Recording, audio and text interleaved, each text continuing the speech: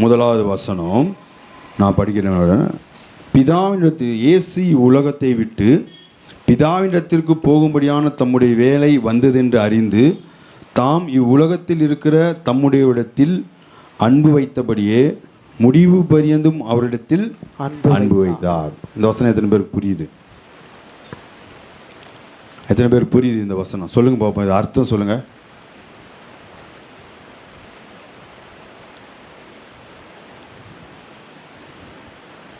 தாம் பிதாவினிடத்தில் போகிற வேலை அப்படின்னா என்ன? அப்படின்னா என்ன? சாக போகிறார், முடிவு வந்துருச்சு, தெரிஞ்சிருச்சு. சாக போகிற இயேசு என்ன சொல்கிறாரு, என்ன பண்ணுறாரா? அன்பு வைக்கிறார். எப்படி வைக்கிறாரு? மறுபடியும் வாசிங்க.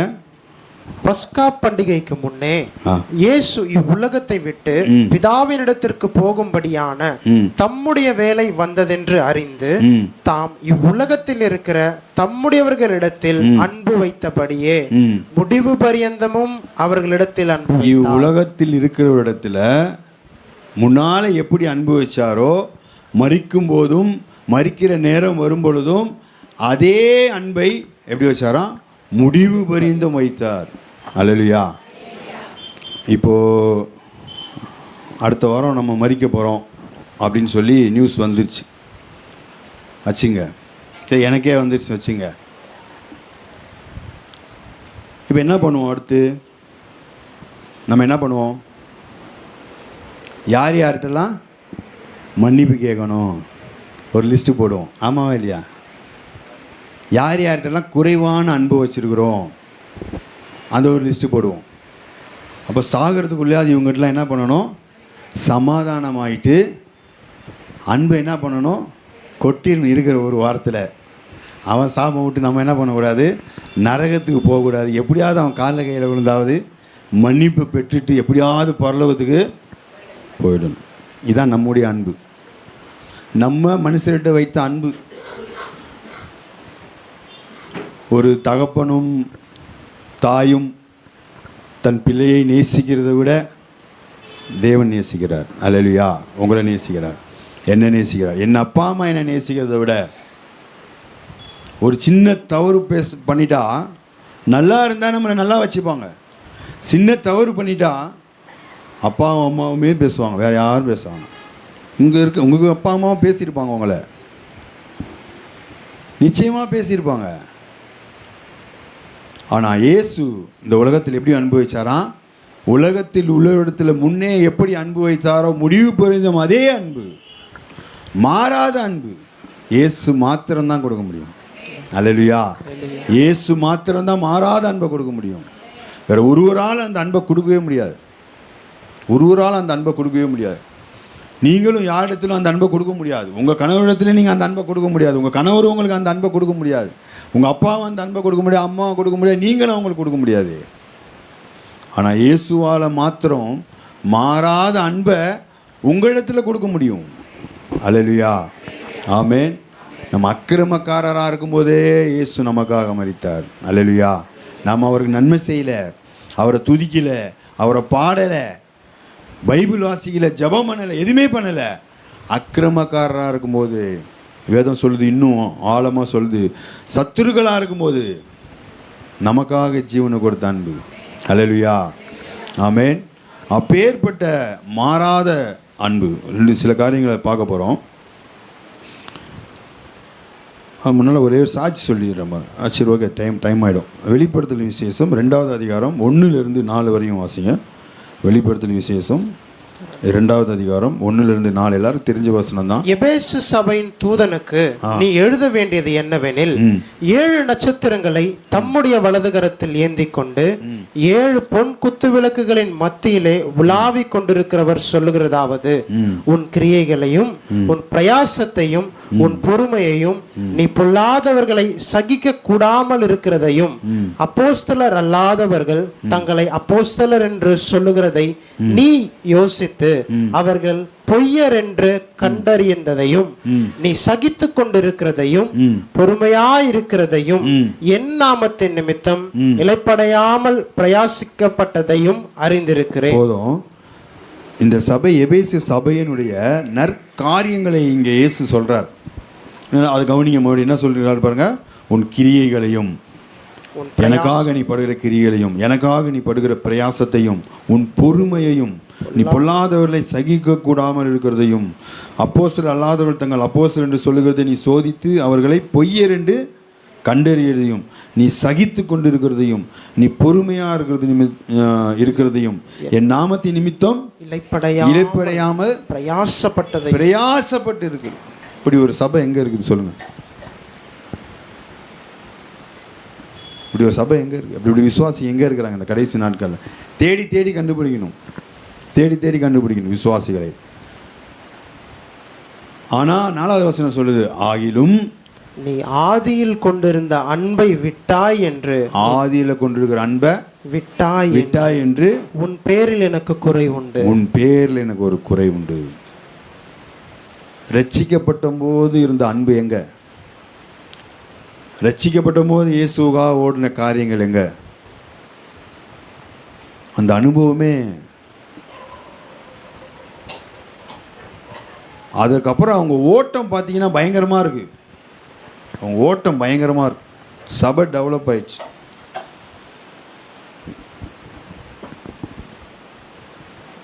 ஆனால் கர்த்தர் சொல்கிறாரு, ஒரு குறை இருக்குது, ஆதியில் கொண்டிருந்த அன்பை விட்டாச்சு.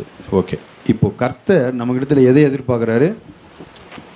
பொறுமையா, பிரயாசத்தையா, சகித்து கொண்டுக்கிறதையா, நீங்கள் தீர்க்கதரிசியை கண்டுபிடிக்கிறது, அப்போஸ்தலர்கள் எதை எதிர்பார்க்குறாரு? அன்பை எதிர்பார்க்குறாரு. அன்பை எதிர்பார்க்குறாரு. அவருடைய அன்பு எப்பேற்பட்ட அன்பு? முடிவு பரியந்தம் மாறாத அன்பு. ஒரே மாதிரி தான் இருக்கும். நிறைய வேதம் முழுவதும் அதுக்கு சான்றுகள் உண்டு. வேதம் முழுவதும் ஆதியாகமத்திலிருந்து வெளிப்படுத்தின விசேஷம் வரைக்கும் தேவனுடைய அன்பு எப்படி மாறாத அன்பாக இருக்குதுன்னு சொல்லி வேதம் முழுவதும் அன்புக்காகவே எழுதப்பட்டது. வேறு ஒன்றுமே கிடையாது. வாசிக்கும் போதெல்லாம் அன்பை தான் தியானிக்கணும். இந்த நாட்களில், லென்த்து நாட்கள் சொல்கிற இந்த நாட்களில் அவருடைய அன்பை தான் நம்ம தியானிக்கணும் ஒவ்வொரு நாளும். என்னையும் ரட்சித்தாரே, என்னையும் ரட்சித்தார், என்னையும் இங்கே கொண்டு வந்து உட்கார வச்சார். சும்மாலாம் சபைக்குள்ளே வந்துட முடியாது. எங்கள் பாஸ்டரு செகண்ட் அசம்பிளி போயிருந்தோம். முதல்ல பாஸ்டரே வருவார், பெரிய சபை, பாஸ்டரே வருவார். எங்களை வந்து எப்படியாவது கூப்பிட்டு போயிடணும், வாலிபர் கூட்டத்துக்கு கூப்பிட்டு போயிடணும், அது கூப்பிட்டு போயிடணும்னு வந்து ஒரு தடவை வந்து சொல்லிகிட்டே போயிட்டார். உங்களை வச்சு ஒரு 10 வாலிபரை பிடிக்கலான்னு பார்த்தா உங்களை பிடிக்கிறதே பெரிய விஷயம், என்னையும் என் தம்பியும் சொல்லிட்டு போயிட்டார். அதோட வரவே இல்லை. இன்றைக்கி பாருங்க, இந்த கர்த்தரிடத்தில் நம்ம காட்டுற அன்பு ரொம்ப ரொம்ப ரொம்ப ரொம்ப குறைவானது தான். குறைவான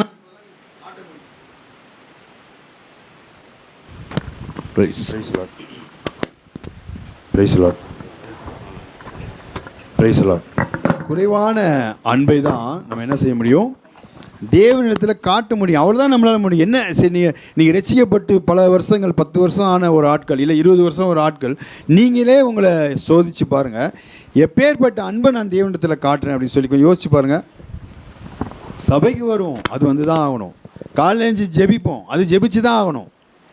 வேறு ஸ்பெஷலாக நான் ஆண்டவருக்காக என்ன செய்கிறேன் அப்படின்னு பார்த்தா ஒன்றும் கிடையாது. கர்த்தர் நம்மிடத்தில் அன்பை எதிர்பார்க்குறார். கர்த்தர் நம்மிடத்தில் அன்பை எதிர்பார்க்குறார். அவர் மேலான அன்பை கொடுத்துட்டு குறைந்த ஒரு அன்பை தான் எதிர்பார்க்குறார். அதையே நம்மளால் கொடுக்க முடியல. கர்த்தர் மேலான மாறாத ஒரு அன்பை ஒவ்வொரு தேவ பிள்ளையிடத்திலும் கர்த்தர் வைத்திருக்கிறார். அல்லேலூயா, ஆமென். ஒரு 3 விதமான காரியத்தை பார்க்க போகிறோம். யோவான் 11வது அதிகாரம் 5வது வசனம் வாசிங்க. 3 பேரை குறித்து பார்க்க போகிறோம். யோவான் 11வது அதிகாரம் 5வது வசனம்.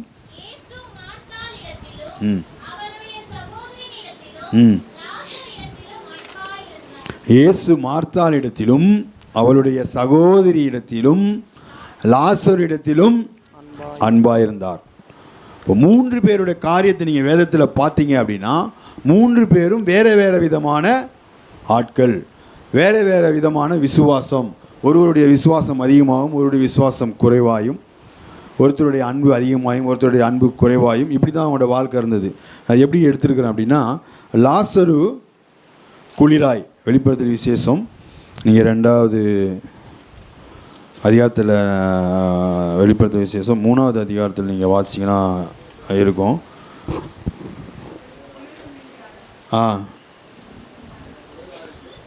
அதில் இருக்கும் குணிலுமின்றி அனலுமின்றி குளிர் அனல் வெதுவெதுப்பு இந்த காரியம் உங்களுக்கு தெரிஞ்சிருக்கும், டைமில் விடுங்க. அப்போது லாசருடைய அன்பு குளிராக இருந்தது. அவனிங்க லாசருடைய அன்பு எப்படி இருந்தது? குளிராக இருந்தது. மார்த்தாளுடைய அன்பு வெதுவெதுப்பாக இருந்தது. இன்றைக்கி நிறைய சபையில் இருக்கிறது போல். மரியாளுடைய அன்பு அனலாக இருந்தது. அல்லேலூயா. லாசருடைய அன்பு குளிராக இருந்தது. மார்த்தாளுடைய அன்பு வெதுவெதுப்பாக இருந்தது. மரியாளுடைய அன்பு அனலாக இருந்தது. ஏசு அன்பு எப்படி வைச்சார்? 3 பேர்ட்டையும் ஒரே லெவல், ஒரே லெவல். அதான் இயேசு. அல்லேலூயா. அதனால தான் இயேசு கிட்ட வந்திருக்கிறோம். அல்லேலூயா. ஆமென். எத்தனை பேர் அந்த அன்பை ருசி பார்த்துருக்கீங்க?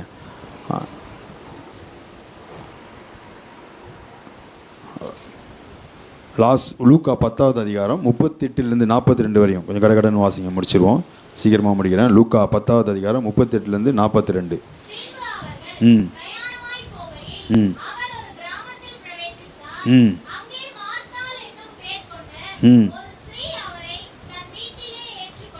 ம் ம் ம் ம் ம் ம் ம் ம் ம்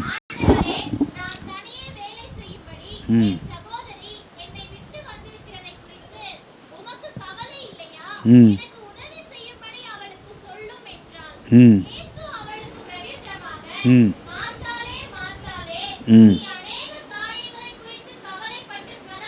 ம் ம் ம். இங்கே லாசர் இருந்தாரா? லாசர் இல்லை, லாசர் இல்லை. ஏன்னா லாசருக்கு இது இயேசுவின் மேலே லாசர் அன்பு செலுத்தலை. இயேசுனுடைய பிரசன்னம் அவனுக்கு தேவைப்படலை. இயேசுனுடைய சமூகம் லாசருக்கு தேவைப்படலை. இயேசு வீட்டுக்கு வந்திருந்தாலும் லாசர் அங்கே இருக்க விருப்பப்படலை. இதுதான் லாசரு குளிராக இருந்தான் அப்படின்னு சொல்லி சொல்கிறேன். மறுபடியும் இன்னொரு வசனத்தை வாசிங்க. யோவான் 11ஆம் அதிகாரம் 1, 2. மரியாளும் அவள் சகோதரியாகிய மார்த்தாலும் இருந்த பெத்தானியா கிராமத்தில் உள்ளவனாகிய லாசரு என்னும் ஒருவன் வியாதிப்பட்டிருந்தான். கர்த்தருக்கு பரிமள தைலம் போதும் வியாதிப்பட்டிருந்தான். 11ஆம் அதிகாரத்தில் 14வது வசனம். அப்பொழுது இயேசு அவர்களை நோக்கி லாசரு மரித்து போனான் என்று வெளிப்படையாய் சொல்லி. லாசர் என்ன செஞ்சான்? வியாதிப்பட்டான். லாசரு மரித்து போனான். 11ஆம் அதிகாரம் 43 44வது வசனம். இவைகளை சொன்ன பின்பு லாசருவே வெளியே வா என்று உரத்த சத்தமாய் கூப்பிட்டார். அப்பொழுது மரித்தவன் வெளியே வந்தான். அவன் கால்களும் கைகளும் பிரேத சீலைகளினால் கட்டப்பட்டிருந்தது. அவன் முகமும் சீலையால் சுற்றிப்பட்டிருந்தது. இயேசு அவர்களை நோக்கி இவனை கட்டவிழ்த்து விடுங்கள் என்றார். போதும் பாருங்க. லாசரு குளிராக இருந்தான். அவனுக்கு இயேசுவின் அன்பு தேவைப்படல. இயேசு அவன் யோசிக்கலை. அவர் சமூகத்தில் இருக்கணும்னு விரும்பலை. லாசரு ரட்சிக்கப்படலை. ஓகேவா? லாசரு ரட்சிக்கப்படலை. லாசரு வியாதிப்பட்டான். லாசரு மரித்தான். ஆனால் இயேசு என்ன செஞ்சார்? அவனை உயிர்ப்பித்தார். அல்லேலூயா. ஏன்? லாசரு ரட்சிக்கப்படாமல் மரித்து போனான். லாசரு ரட்சிக்கப்படாமல் மரித்து போனான். இயேசு லாசரை நேசித்தார். அதனால் இயேசு லாசரை உயிர்ப்பித்தார். அவன் ரட்சிக்கப்படணும்னு சொல்லி இயேசு என்ன செஞ்சார்? அவனை மறுபடியும் உயிர்ப்பித்தார். பின்னாட்களை நீங்கள் எடுத்து வேதப்பாரர்கள் சொல்கிறாங்க, நீங்கள் இப்போ பைபிள் ஸ்காலர் சொல்கிறாங்க, லாசரு இயேசுவுக்காக இரத்த சாட்சியாய் மரித்தான். அல்லேலூயா. லாசரு அதன் பின்பு ரட்சிக்கப்பட்டு அவன் மூலமாக இயேசு, நீங்கள் அதுக்கு பின்னால் நீங்கள் 11லேயே வாசிச்சு பாருங்கள், லாசரு பார்க்கறதுக்காக அநேகம் பேர் கூட்டமாக கூடி வந்தாங்க. உயிர்ப்பிக்கப்பட்டான். ஒரு மனுஷன் செத்து உயிர்ப்பிக்கப்பட்டா எப்படி இருக்கும்? உயிர்ப்பிக்கப்பட்டானேன்னு சொல்லி அவனை பார்க்க வந்தாங்க. அநேக ஜனங்கள் வந்தாங்க. லாசரு ரட்சிக்கப்பட்டான். லாசரு ரட்சிக்கப்பட்டு ஊழியம் செய்து கர்த்தருக்காக இரத்த சாட்சியாய் மரித்தான் என்று சொல்லி அநேக பைபிள் ஸ்காலர் சொல்கிறாங்க. யோவான் 12வது அதிகாரம் எடுத்து வாசிங்க. 1, 2 வாசிப்போம். பஸ்கா பண்டிகை வர 6 நாளைக்கு முன்னே இயேசு தாம் மரணத்திலிருந்து எழுப்பின லாசரு இருந்த பெத்தானியாவுக்கு வந்தார். அங்கே அவருக்கு ராவிருந்து பண்ணினார்கள். மார்த்தாள் பணிவிடை செய்தால், லாசருவும் அவருடனே கூட பந்தியிருந்தவர்களில் ஒருவனாயிருந்தான். இப்ப லாசரு வந்துட்டானா? இதுக்கு முன்னால லாசரு, மார்த்தாலும் மரியாளும் இருக்கும்போது லாசரு இல்ல. இப்போ அவன் மரித்து போன அவனை உயிர்ப்பித்து அவன் ரட்சிப்புக்குள்ளே வந்ததுக்கப்புறம் இயேசுவின் சமூகத்தை அவன் நாடினான், இயேசுவின் சமூகத்தை தேடினான். அது அவனுக்கு தேவைப்பட்டது. பந்தியில் இருக்கும் பொழுது மார்த்தாலும் இருக்கிறான், மரியாளும் இருக்கிறாங்க, லாசரும் அங்கே இருந்தான் என்று சொல்லி வேதம் சொல்லுகிறது. அல்லேலூயா, ஆமென். குளிராக இருந்த லாசருவை இயேசு கிறிஸ்து ரட்சித்தார். குளிராக இருந்த லாசரு மேலே இயேசு அன்பாக இருந்தார். அல்லேலூயா. அவருடைய அன்பு மாறாத அன்பு, ஒரு நாளும் மாறாது. எவ்வளோ பாவங்கள், எவ்வளோ அக்கிரமங்கள் நம்ம செஞ்சுருக்கிறோம். மற்றவர்களுக்கு தெரிஞ்சு செஞ்சுருக்கிறோம், தெரியாமலும் செஞ்சுருக்கிறோம். நமக்கு மட்டுமே தெரிகிற பாவங்கள் உண்டு. யாருக்கும் தெரியாது? அம்மாவுக்கு தெரியாது, அப்பாவுக்கு தெரியாது, அண்ணனுக்கு தெரியாது. உங்களுக்கு உங்கள் மனசாட்சிக்கு மாத்திரம் தெரிகிற பாவங்கள். அதையும் கர்த்தர் மன்னித்து என்ன செய்கிறாரு? நம்மை ரட்சிக்கிறார். அல்லேலூயா. எத்தனை பேர் ஆமேன்னு சொல்கிறீங்க? ஆமேன். நம்முடைய மனசாட்சிக்கு நமக்கு மாத்திரம் தெரிய பாவம் அக்கிரமங்கள் இருந்தும் கர்த்தர் ரட்சித்து, அல்லேலூயா, நம்ம கொண்டு வந்து நீதிமானாய் மாற்றி அவருடைய இரத்தத்தினால கழுவி நீதிமானாய் கர்த்தர் நிற்க வச்சு பரிசுத்தர்னு சொல்லும்போது நானும் பரிசுத்தவான் சொல்லுகிற அளவுக்கு கர்த்தர் நம்மை மாற்றி வைத்துக்கிறார். அல்லேலூயா, ஆமென். அவருடைய அன்பு மாறா. 2வது காரியம், அதே லூக்கா 10ஆம் அதிகாரம் 38 42 வரையும் வாசிங்க அப்படின்னா, அது இப்போ தான் வாசிங்க, அதனால சொல்கிறாங்க. மார்த்தாளை குறித்து நான் வாசிப்போம். மார்த்தாள் வெதுவெதுப்பாய் இருந்தாள். மார்த்தாள் இங்கே பார்த்தீங்கன்னா 38வது வசனம், அவர்கள் பிரயாணமாய் போகையில் அவர் ஒரு கிராமத்தில் பிரவேசித்தார். அங்கே மார்த்தாள் என்னும் பேர் கொண்ட ஒரு ஸ்திரீ அவரை தன் வீட்டிலே ஏற்றுக்கொண்டாள். அவளுக்கு மரியாள் என்னப்பட்ட ஒரு சகோதரி இருந்தால். அவள் இயேசுவின் பாதத்தில் உட்கார்ந்து வசனத்தை கேட்டாள். மார்த்தாளோ பற்பல வேலைகளை செய்வதில் மிகவும் வருத்தமடைந்து அவரிடத்தில் வந்து, ஆண்டவரே, நான் தனியே வேலை செய்யும்படி என் சகோதரி என்னை விட்டு வந்திருக்கிறதை குறித்து உமக்கு கவலை இல்லையா? எனக்கு உதவி செய்யும்படி அவளுக்கு சொல்லும் என்று இயேசு அவளுக்கு பிரத்யுத்தரமாக, மார்த்தாளே மார்த்தாளே, நீ அநேக காரியங்களை குறித்து கவலைப்பட்டு கலங்குகிறாய். நல்லா கவனிங்க. கர்த்தரிடத்தில் வந்துட்டோம். ஆமென். இயேசுவை ஏற்றுக்கொண்டுட்டோம். எத்தனை பேர் இயேசுவை ஏற்றுக்கொண்டீங்க? எத்தனை பேர் இயேசுவை ஏற்றுக்கொண்டீங்க? அல்லேலூயா. இயேசுவை நீங்கள் ஏற்றுக்கொண்டுட்டீங்க. இயேசுவும் என்ன பண்ணிட்டாரு? இயேசுவும் உங்களை ஏற்றுக்கொண்டார். அதான் ரொம்ப முக்கியம். இயேசு தான் உங்களை ஏற்றுக்கொண்டார். இயேசு உங்களை ஏற்றுக்கொண்டதுனால நம்ம அவரை என்ன பண்ணோம்? ஏற்றுக்கொண்டோம். அதான் சத்தியம். இல்லையா? அவர் இல்லாமல் நம்ம இல்லை. பிதாவினத்தில் நம்ம போகணும் அப்படின்னா இயேசு தான் நமக்கு வழி. ஒரே வாசல், ஒரே சத்தியம், வேறு வழியே கிடையாது. பல வழிகள் கிடையாது.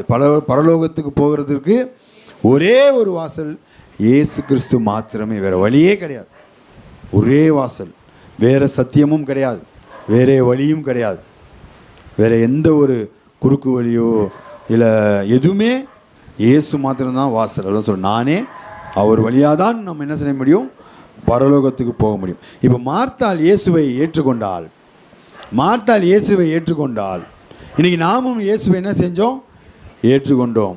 நீங்கள் இப்போ இதில் யோவானில் லூக்காவில் வாசித்து பார்த்தீங்கன்னா, சீமோன், குஷ்டரோகியாக இருந்த சீமோன் இயேசுவை என்ன செய்கிறான்? வாங்க எங்கள் வீட்டுக்கு விருந்து வைக்கிறேன்னு சொல்லி ஏற்றுக்கொண்டான். ஆனால் இயேசு அவங்ககிட்ட நிறைய குறைகளை சொல்கிறார். மரியாள் போய் என்ன செய்கிறா? அவருடைய பாதத்தை கழுவி, கண்ணீரினால் அதை கழுவி, தன் தலைமை பரிமளத்தை எடுத்த போட்டு தன்னுடைய முடியினால் அவர் பாதங்களை, இந்த அன்பை பார்த்து ஆண்டவர் நெகிழ்ந்து போய் சீமோன்ட்டு சொல், சீமோன், நீ என்னை வீட்டுக்கு கூப்பிட்ட, ஆனால் நீ எனக்கு முத்தம் செய்யலை, எனக்கு எண்ணெய் வைக்கல என் தலையில், எனக்கு நீ செய்ய வேண்டிய காரியங்கள் எதையும் நீ செய்யவே இல்லை. இன்றைக்கி அநேகர் நம்ம அப்படி தான் இருக்கிறோம். இயேசுவை ஏற்றுக்கொண்டோம், இயேசுவும் ஏற்றுக்கொண்டோம். ஆனால் இயேசுவுக்காக என்ன செஞ்சோம்? அதிகமாய் நாம் ஓடிக்கொண்டிருந்தது உலகத்துக்காக தான். கிறிஸ்தவர்களே இன்னைக்கு நல்லா கவனிங்க, நான் உங்களுக்கு ரொம்ப தைரியமாக காரியத்தை சொல்ல முடியும். உலக சம்பத்தை குறித்து, உலக ஆசீர்வாதத்தை குறித்து எந்த போதகம் வந்தாலும் அது கள்ள போதகமே. நல்லா கவனிச்சிங்க. நீங்கள் ரட்சிக்கப்பட்ட விசுவாசி, சத்தியத்தை நீங்கள் அறிந்த விசுவாசிகள், அந்த வேதத்தை நீங்கள் அதிகமாக வாசிங்க அப்படின்னா, உலகத்தை குறித்து, உலக ஆசீர்வாதங்களை குறித்து ஒரு போதகம் உங்களுக்கு வந்தது அப்படின்னா அது கள்ள போதகம். பயப்படாமல் அதை ஏற்றுக்கொள்ளாதீங்க. காணப்படுகிறவைகள் அல்ல, காணப்படாதவைகளையே நோக்கி இருக்கிற நம்முடைய அழைப்பே அதான். கிறிஸ்துவுக்குள்ளே வந்துட்டோம் அப்படின்னா மேலானவைகளை நாடுங்கள். கொலைசேர் 3:1 மேலானவைகளையே நாடுங்கள். உலகத்தில் உள்ளவைகள் அல்ல, பூமியில் உள்ளவைகள் அல்ல. பூமியில் உள்ளவைகள் நீங்கள் வாழ்கிற வரையும் தான். ஆனால் காணப்படாதவைகள் நித்தியமாய். நீங்கள் எப்போ காணப்படாதவைகளை மேலாத தேடுறீங்களோ தேடும்போது தான் பரலோகத்தில் பொக்கிஷம் உங்களுக்கு சேர்க்கப்படும். பூமியிலே சேர்க்கிற பொக்கிஷங்கள் ஒன்றுமே நமக்கு நிற்காது. ஒரு பொருளை பரலோகத்துக்கு கொண்டு போக முடியுமா? மரித்து போனதுக்கப்புறம் ஒன்று கொண்டு போக முடியுமா? எதையுமே கொண்டு போக முடியாது. ஆனால் தேவனிடத்தில் நான் பரலோகத்தில் சேர்த்து வச்ச அந்த பொக்கிஷம் அது மாத்திரம்தான் அங்கே நமக்காக இருக்கும். அல்லேலூயா. அது இந்த பூமியில் நம்ம ஜீவன் இருக்கிறதுக்கு முடியும் கிறிஸ்துவுக்குள்ள நம்ம இருந்து அதை சம்பாரித்து வச்சிடணும். பரலோகத்தில் உங்கள் பொக்கிஷங்களை சேர்த்து வைங்க. பாருங்க, ஒரு வசனம் ஒரு இடத்துல பைபிள் எழுதி